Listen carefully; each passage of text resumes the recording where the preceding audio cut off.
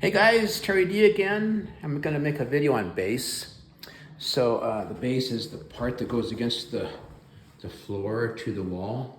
It covers up that edge, makes that transition.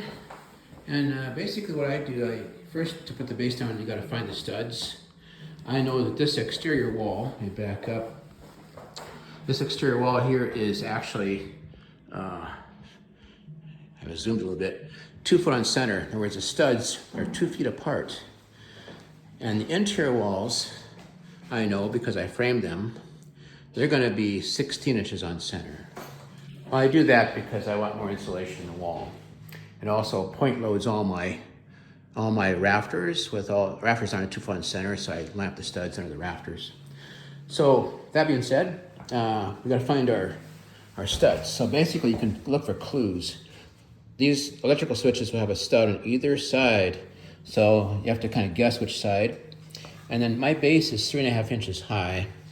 It's some of that dark wood on the door trim there called ghost wood. They're using the same thing for base on this project. So basically you take a nail with your hammer and start hitting it, like so. I've already located this one, as you can tell. And see how it turned just a little bit? Well, then you know you're on the very edge of the stud.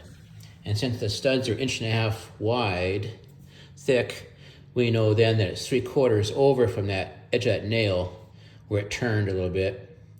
Edge of the stud, right? 3/4 over is the center line.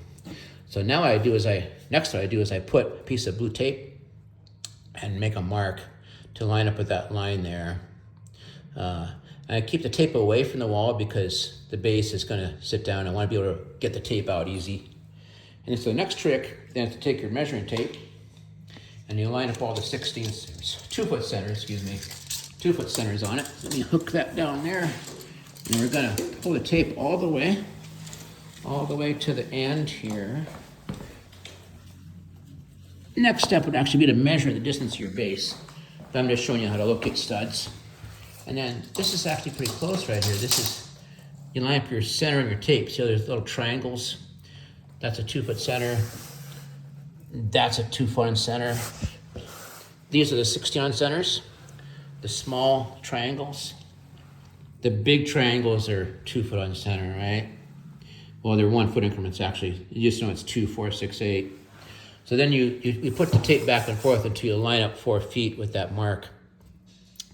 Then after you put your base on, you take your nail gun and shoot up in the stud, which is right there. So there's actually a drywall screw, 2 foot on center. You can shoot up there, and you can also shoot down into the base plate, which is down here. The base plate you can shoot more often, and then you have to make sure your nails can only penetrate the wood. Should only penetrate the wood about 1.5 inches, because there could be wires in there. And I also wanted to show you my little jig here I make for bullnose. My strategy of bullnose, I'm just gonna do a straight piece of base and then a 22.5 and then another piece of base. These 22.5 will actually be cut at half that degree at 12.25 degrees if you can get a quarter out of it. But basically on this bullnose, it's about 11/16 across there. And so I just use this jig to mark. I don't know how far my base comes out, right? This distance, that the base ran this way. So I have to know where to cut that off at. And this jig lets me know that number, which is right there. So yeah, those are tricks of the trade.